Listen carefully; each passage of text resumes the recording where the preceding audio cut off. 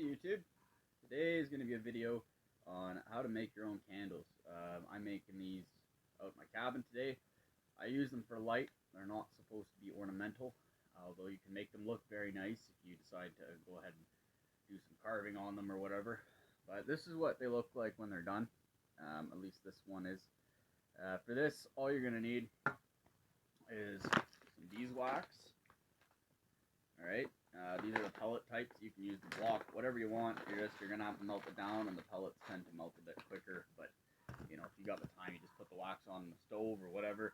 You walk away. I'm using a wood stove, so pretty consistent heat. No worry really about burning it. And you're gonna need some oil. This is my tool oil. It's actually just a vegetable oil, but it's been used for soaking axe heads and stuff like that to make them swell a bit better than water.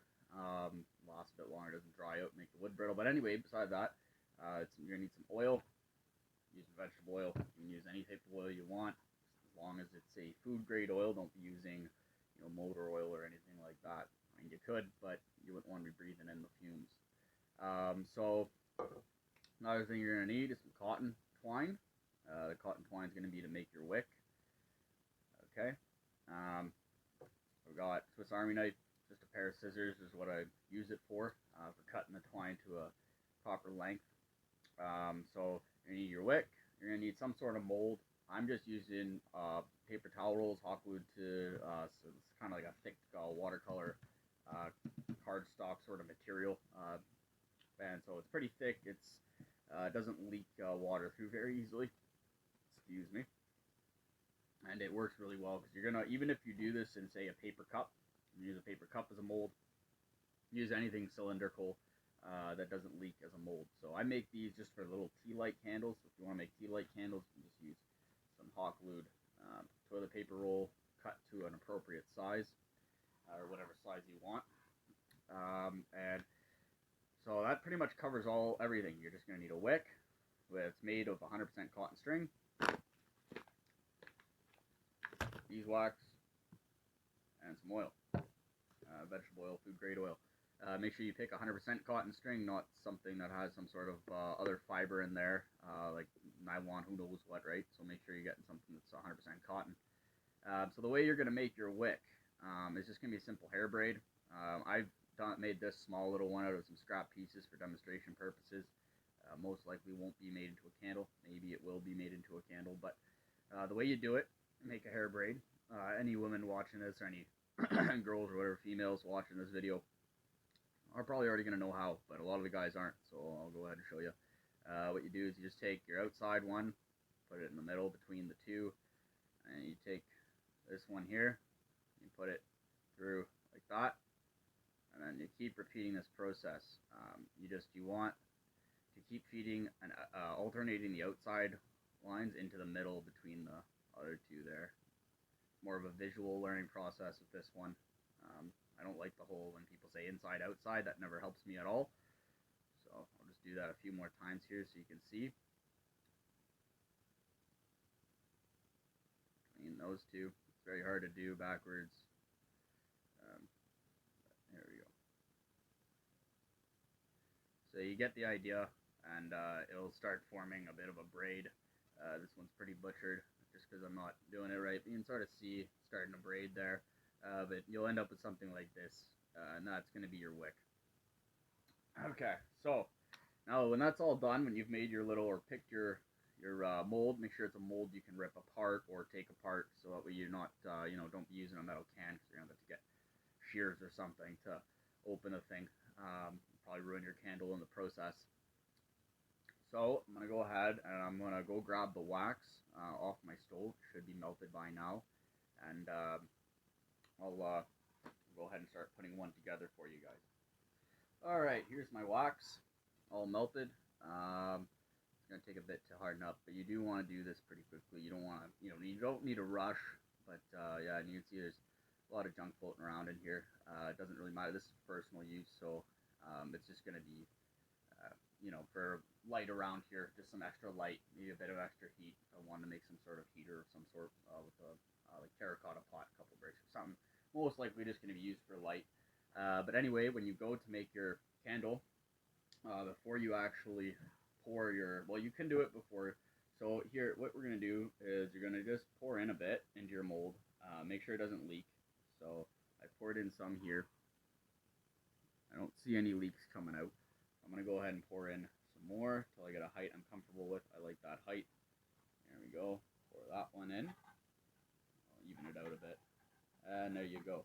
Now you're gonna want to do this over a piece of paper, regardless of what your mold looks like. Just so that way, you know, if you get any spills, like I spilled a bit here, it doesn't get on the table.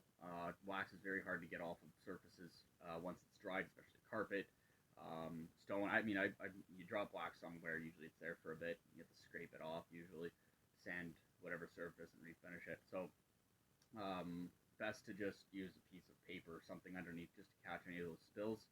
So before this hardens up, what I'm going to do is I'm going to take some oil here. I'm going to take my wick. I've already chose a length for this wick.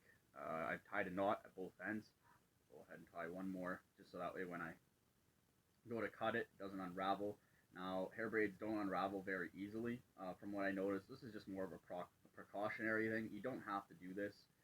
You probably could just avoid, or just not put a knot at all. But I find it makes it look a bit more elegant too on the top of the on the top of the candle. It makes it look a bit more elegant if you do it right. But anyway, what you're gonna do here is you're gonna take your cotton wick. You're gonna put it in the oil. Sort of remove some of the excess oil. Put it in the other side. Remove the excess oil. Okay, there you go. Now here's your oiled wick. Now what you're gonna do with that? You're gonna go ahead and dunk just a bit of it. There you go into the hot wax. You don't have to do it inside the wax you're gonna make the candle in, but that's what I prefer to do. And then you're gonna flip it over, and then you can just insert this. You don't need to let it soak in the wax. It'll do that as it burns. But you do want the top portion to have wax on it. Now I got a little piece of pen here. This is just gonna be a really cheap brace. You know, you can pick up pens for really cheap. So you're just gonna shove that through the braid if you can. You should be able to. I might have wound this one very tight, so it might be a bit of a pain. But there we go. So it's through. And what you're going to do is you're just going to set it inside your wax. Seems that I've let this cool a bit longer than I should have, but I'm just trying to talk and do things. But anyway, so that's stuck. Let's move this forward a bit. Alright, well, this video is going to be a blooper reel, apparently. Come on. There we go. Okay, so now that that's like that, you're going to put it in there. You're just going to center it as best you can. Making it, you know, the right height helps a lot, but I mean, at the end of the day, if you mess up a candle, or it's burning funky later on, you can always just melt that candle back down and make it into a new one, and it's a relatively easy process, and it's a good time killer. So that's one. I probably should have done this before. Here's an already waxed one. I'm going to go ahead, cut this one, and then use that right now, just so I'm not letting the other one set for too long. This one's already been waxed, so you can make your wicks ahead of time if you like. Now I've got that already in there, so I might have to hold this one for a bit, but I'm just going to place it like that. So the bottom of this candle is firmed up enough that I can just sort of place this in there. Anyway, so that's going to stay there like that, but that's the general idea. And then when you're done, you know, you'll end up, once these dry, and they do take a long time. If you have them at room temperature, they take a long time to completely thicken up. They can look hard on the surface, but still be wet, or not wet, but liquid inside. So you don't really want to touch them for a good while. It's not a rushing process, this whole thing. And you'll end up with a candle like this. Whoops. You'll end up with a candle that looks like this. And they burn quite nice. If you put a lot of wax on them like I did with this one, they might take a bit to light, but once they go, you know, it's just the christening here. Got this thing going here. So you could probably put a lot less wax than I did with that one. But there you go. Now you've got a little candle, you know, you've made yourself. It's a cute little thing or whatever. Girls like it. It's a good thing to give your grandma, your girlfriend, whatever. If they're into that sort of thing. It's a good little gift. You can carve it. You can do whatever you like with the candle. It's wax, so if you make a mistake, you just melt it again. And then, yeah. So that there is my candle. You can see it's putting off a bit of black soot. Once that wick burns down to the wax here, that black should sort of die off. It's just burning off the excess cotton right now.